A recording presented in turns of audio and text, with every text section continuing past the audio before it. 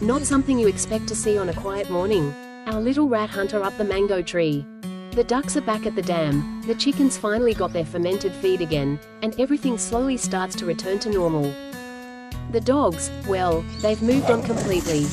Course, not everything goes to plan.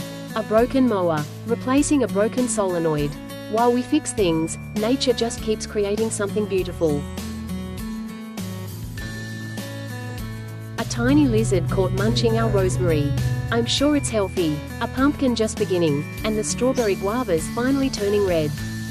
Preparing for winter now, planting seeds on the new moon to promote growth. Start now with your leafy greens, garlic, onion, herbs and legumes. Dinner is simple tonight. Homegrown flavor, slow cooked, and a little heat from our barbecue native rub. Everything we make comes from moments like these.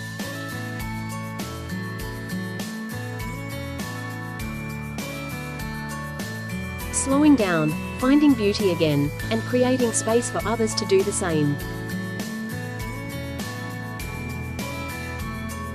If you want to follow along, join the Wildhorse Homestead Circle.